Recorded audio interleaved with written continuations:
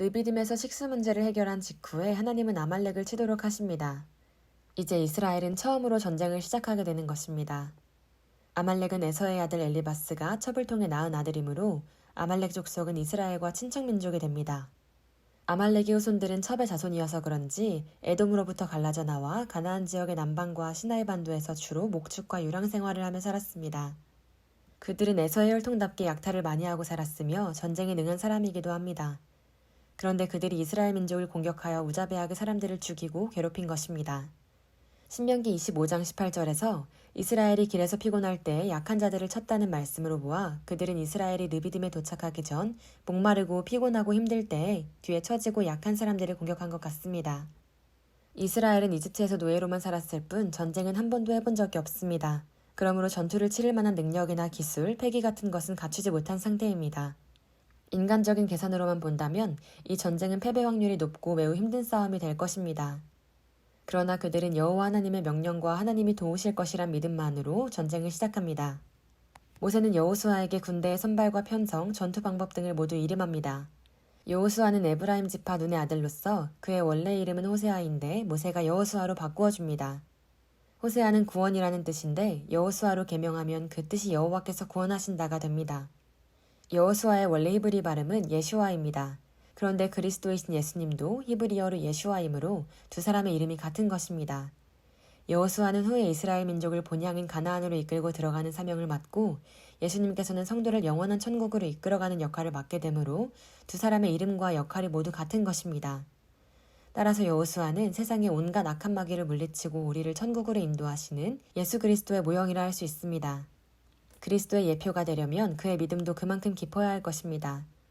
여호수아의 믿음으로 말하면 그는 후에 가데스 바네아에서 가나안 땅으로 파견된 12명의 정탐꾼에 속했으며 그들 중에서 믿음의 보고를 했던 두 사람 중에 하나였습니다.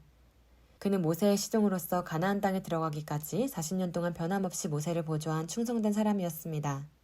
여호수아는 이렇게 믿음과 충성의 사람이므로 훗날 가나안 정복을 완수할 이스라엘의 지도자로 세움받았고 그리스도의 역할을 상징하는 인물이 될 수 있었던 것입니다. 내가 지극히 작은 것에 충성하였으니 열고을 권세를 차지하라는 말씀과 맡은 자들에게 구할 것은 충성이니라는 성경의 여러 구절들을 살펴보면 하나님께서는 이렇게 믿음과 충성의 사람을 기뻐하시고 크게 사용하신다는 것을 알 수 있습니다. 모세는 여호수아에게 전쟁을 지휘하게 하고 자신은 산 위에 서서 기도하겠다 합니다. 보통은 모세와 같은 능력 있는 지도자가 앞서 나가서 싸워야 이스라엘의 사기도 충천하고 싸움에도 승리할 것으로 생각하기 쉽습니다. 그러나 전쟁에서의 승패는 전력과 패기로만 결정나는 것이 아니고 하나님께 달린 것입니다. 그러므로 지도자인 자신은 전투에 참여하지 않고 그보다 더 중요한 하나님께 기도하는 일을 하겠다는 것입니다. 기도는 전능하신 하나님을 자신의 원군으로 만드는 유일한 방법입니다. 모세가 전쟁터로 나가는 여호수아를 기도로 후원하기 위해 산으로 올라가는 모습은 하나님의 일을 하는 성도들에게 큰 교훈을 줍니다. 하나님의 일에 기도로 협력하는 것이 얼마나 중요한 것인지를 알려주기 때문입니다. 이때 아론과 훌이 모세와 함께 산으로 올라갑니다. 모세는 전투를 하는 동안 언덕 위에서 이를 내려다보며 서서 팔을 들고 하나님께 기도합니다. 모세가 손을 들고 하나님께 온 마음과 힘을 다해 기도하면 이스라엘 백성은 하나님의 도우심으로 아말렉을 쳐서 이길 수 있었습니다. 그런데 모세가 손을 내리고 기도를 중단하면 하나님의 역사와 능력이 중단되어 아말렉에게 밀리기 시작합니다. 이렇게 모세가 기도할 때는 전투에서 이기고 기도를 쉬면 전투에서 지는 일이 반복되는 것입니다. 하나님께서 이렇게 성도의 기도 여부에 따라서 그 응답을 시각적으로 확실하게 구분되게 하신 것은 성경 전체에서 이곳이 유일하지 않을까 합니다.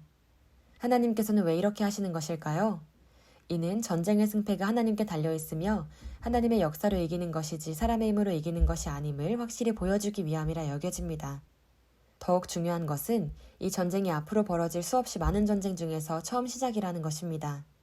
하나님은 이렇게 기도에 뚜렷하게 응답하여 전쟁을 이기는 모습을 보여주심으로써 앞으로도 모든 전쟁에서 이렇게 기도로 이겨나가라고 하는 것이 아닐까 합니다. 그만큼 하나님은 전쟁과 삶의 전선에서 사람들이 하나님을 전적으로 의지하기를 원하신다는 것을 알 수 있습니다. 사실 이 전쟁이 하나님의 중요한 사역 중에 하나라면 하나님께서 맡겨주신 일을 기도 없이 자신의 힘으로만 한다는 것도 앞뒤가 맞지 않는 일인 것입니다. 하나님의 일은 하나님의 도우심으로 해야 하는 것입니다. 하나님께서 이렇게 기도의 힘으로 이기게 하신 것은 또한 이 전쟁이 영적으로 중요한 전쟁이기 때문이기도 합니다. 그 이유에 대해서는 이 영상의 후반에서 전해드리겠습니다. 모세를 따라간 아론과 훌은 모세가 오래 서 있기도 어렵고 지속적으로 팔을 들고 기도하기도 힘든 것을 보고 먼저 그가 걸터 앉을 만한 돌을 가져다가 편히 앉게 해줍니다. 그리고 모세가 양팔을 들고 지속적으로 기도할 수 있도록 두 사람이 모세의 양팔을 붙잡아 줍니다. 아마 두 사람은 서서 각자의 어깨 위에 모세의 팔을 올려놓고 붙잡아 준 것 같습니다. 여기서 아론과 훌 두 사람은 하나님의 일꾼 모세의 육신적 연약함을 최대한 보필해 준 것입니다. 이렇게 모세는 하루 종일 기도를 할 수 있었고 전쟁은 결국 승리로 마치게 됩니다. 성경 원문에는 그들이 모세의 양팔을 잡아준 기록 후에 그리고 여호수아가 서서 파에 따라 기록되어 있습니다. 이 그리고라는 접속사는 전쟁에서 이긴 것이 모세와 두 사람의 중보기도 때문이었다는 것을 말해주는 것입니다. 그들이 모세의 기도를 도운 것은 성도가 합심해서 중보기도하는 것이 중요한 것임을 말해줍니다. 모세 혼자서 힘든 기도를 아론과 훌이 도와주어서 승리하였듯이 혼자서는 감당할 수 없는 일일지라도 성도가 서로 돕고 기도에 합심하면 그 일을 능히 감당할 수 있게 되는 것입니다. 이는 또한 우리가 교회의 사역자들을 돌아보고 그들로 하여금 피곤하며 지치지 않도록 지혜롭게 조력해야 할 것도 가르쳐줍니다. 모세의 팔을 붙들어준 사람 중 훌은 유다 지파 갈렙의 아들이며 또한 유명한 성막 건축가였던 부살렐의 할아버지입니다. 당시에는 10대 후반부터 결혼하여 일찍 자녀를 낳으며 100세가 넘게 살았으므로 이렇게 3, 4대가 동시에 활동하는 것은 흔한 일입니다. 훌은 이렇게 아론과 함께 모세의 조력자로 일했고 모세가 십계명을 받으러 시내산에 올라가 있는 동안 아론과 함께 이스라엘 백성을 다스린 것을 볼 때에 그는 모세와 아론 다음 가는 이스라엘의 지도자였던 것 같습니다. 하나님께서는 아말렉과의 전쟁사를 책에 기록하여 기념하게 하고 여호수아의 귀에 외워 들리라 하십니다. 여호수아에게 세 사람의 기도와 하나님의 도우심에 있어서 전쟁에서 이길 수 있었다는 것과 전쟁은 여호와께 속한 것임을 반드시 숙지시키라는 뜻입니다. 이는 여호수아가 앞으로 모세의 후계자가 되어 가나안 정복의 대업을 이끌어 나가게 될 것임을 알려주는 것이기도 합니다. 하나님은 모세를 40년간의 목자 생활을 통하여 출애굽의 지도자를 훈련시켰던 것처럼 이렇게 여호수아를 가나안 정복의 지도자를 훈련시키고 계신 것입니다. 그런데 하나님은 왜 아말렉을 철저히 응징하게 하고 앞으로도 그들과 대대로 싸울 것이라 하시는 걸까요? 먼저 아말렉이 이스라엘을 침략한 이유부터 알아보겠습니다. 그들이 공격한 이유는 이스라엘 백성이 혹시 자신들의 영토를 침략하지 않을까 두려워서 그런 것일 수 있습니다. 혹은 노략질이 그들의 주요한 생활 방식이므로 일상적인 침략 활동을 한 것일 수도 있겠습니다. 그런데 이런 이유라면 하나님께서 그들을 세상에서 완전히 멸망시켜버릴 것이라 말씀하시지 않았을 것입니다. 그보다는 더 중요한 이유가 있는데 이는 아말렉이 하나님의 선민을 파괴시키고 결국은 하나님의 일을 정면으로 방해하고 대적하러 왔기 때문인 것입니다.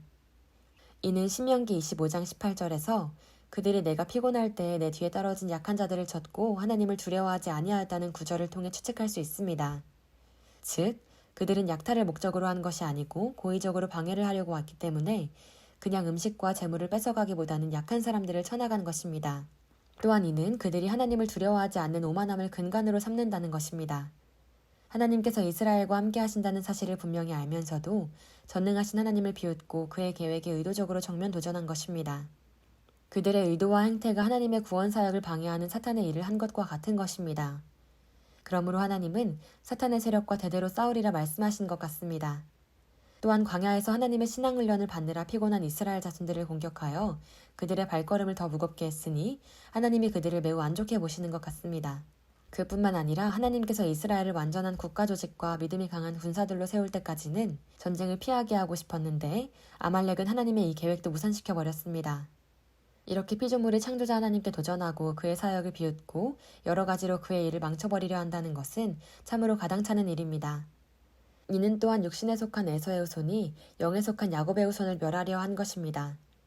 육에 속한 자가 영에 속한 자를 핍박하는 것은 세상에 존재하는 한 영원히 지속될 것이며 이 싸움은 최종적으로 영에 속한 자가 승리하는 그날까지 이어질 것입니다. 그러므로 영에 속한 이스라엘은 육에 속한 아말렉이 완전히 멸하도록 끝까지 싸워야 할 것입니다. 여호와께서 아말렉과 대대로 싸우겠다고 맹세하신 것은 육에 속한 자들에 대해 끝까지 함께 싸워주시겠다는 뜻이고 우리와 사단과의 전쟁에 영원토록 함께 하시겠다는 뜻입니다. 그러므로 아말렉과의 싸움 자체가 여호와께 속한 것이 되는 것입니다. 이렇게 사단의 일을 끝까지 싸우고 멸하겠다는 하나님의 약속과 성취는 결국 그리스도의 오심으로 절정에 달합니다. 예수님께서는 사탄의 세력과 죄와 사망을 모두 이기시기 때문입니다. 그러므로 아말렉과 대대로 싸우겠다는 하나님의 약속은 그리스도에 대한 예언까지 이어지는 것이라 볼 수 있는 것입니다. 이제는 사탄과의 싸움에 우리의 대장 되시는 예수님과 함께 싸우게 된 것입니다. 그러므로 이 싸움에서 대장되는 호세아의 이름을 여호수아, 즉 예수로 변경하고 전쟁을 하는 것이라 보여집니다. 그러므로 이 전쟁은 가나안의 일반 정복 전쟁과 다르게 예수님을 대장으로 모시고 사단과 싸우는 영적으로 중요한 의미를 가진 전쟁인 것입니다. 그러므로 이런 영적 전쟁에서 성도들이 강하게 합심기도하게 하시고 예수님과 함께 전쟁을 승리하게 하신 것입니다. 아말렉은 이번 전쟁에서도 패하지만 사사시대에는 미디안과 동맹하여 이스라엘을 7년간 괴롭히다가 기드온에게 패배합니다.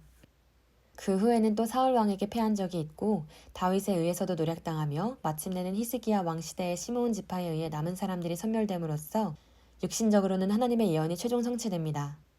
후에 바벨론 포로 시대에는 겨우 살아남은 아말렉 왕족의 후손 하만이 이스라엘을 멸하려 하다가 또다시 멸족당합니다. 첫 전쟁에서 아말렉을 대파한 모세는 단을 쌓아 하나님께 감사의 제사를 드립니다. 이것은 모세가 제사를 위해 쌓은 최초의 단으로서 후에 율법에 의해 쌓은 제단과는 다른 것입니다. 모세는 그 단의 이름을 여호와 니시라 부릅니다. 여호와 니시란 여호와는 나의 깃발이란 뜻으로 하나님께서 전쟁 중에 이스라엘을 항상 승리하게 하시는 분이라는 의미입니다. 깃발은 전쟁 시 용기와 힘을 북돋워주며 동시에 소속의식을 고취시켜주는 상징물입니다. 하나님께서 이렇게 이스라엘의 존재와 힘의 근원이 되신다는 것입니다. 여호와 니시는 영적 전쟁터에서 우리가 바라보아야 할 깃발이 되기도 합니다. 아말렉과의 전쟁은 사탄과의 전쟁과 같은 것이므로 성도가 반드시 이겨야 할 것입니다. 그러기 위해서 우리는 하나님께 피해가 되거나 하나님의 이름이 영광받지 못할 만한 상황 앞에서는 강한 의지와 기도로 반드시 승리할 수 있어야 하겠습니다. 시청해주셔서 감사합니다.